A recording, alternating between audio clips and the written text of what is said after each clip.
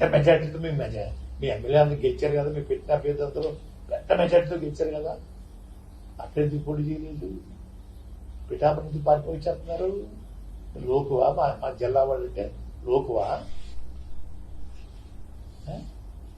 హైదరాబాద్ పోటీ చేయొచ్చు కదా. అది ముందు మీ అడ్రస్ చెప్పండి అయ్యా. ఎక్కడ పుట్టారు, ఏ ఊర్లో ఉన్నారు, ప్రస్తుతం ఏ ఊరు ఉంటున్నారు, మీ జిల్లా ఏది, మీ మండలం ఏది చెప్పండి ఒకసారి. ఏమి చెప్పకుండా గాల్లో వచ్చేస్తారా? రంగు వేసుకొచ్చేస్తే అందరూ ఓట్లు వేసేయాలా? పవన్ గారు మిమ్మల్ని ఓడించి పంపడం ఖాయం.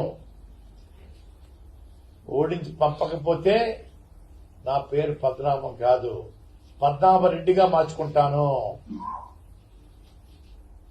మిమ్మల్ని ఓడించి పంపకపోతే పద్మనాభం కాదు, నా పేరు పద్మనాభరెడ్డిగా మార్చుకుంటాను. ఎరువులువా మేము మీకు ఓటేసేయడానికి? మీ సేవకులమా, మీ బానిసలమా మేము ఓటేసేయడానికి? మీ అందరూ అమ్ముడు అయిపోయి జాత.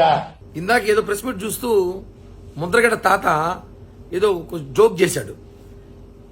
పవన్ కళ్యాణ్ గారిని ఓడించకపోతే నేను పద్మనాభం రెడ్డి అని పెట్టుకుంటా అని చెప్పాడు. హాస్యాస్పదంగా ఉంది.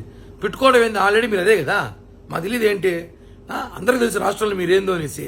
మీ నిజస్వరూపం బయటపడింది. ఇప్పుడు మీలాంటి చాలా మంది బయటకు వస్తారు. ఇప్పుడు పవన్ కళ్యాణ్ గారు ఓడించడం నీ తరం కాదు, మీ తాత తరం, మీ బాబు తరం కూడా కాదు.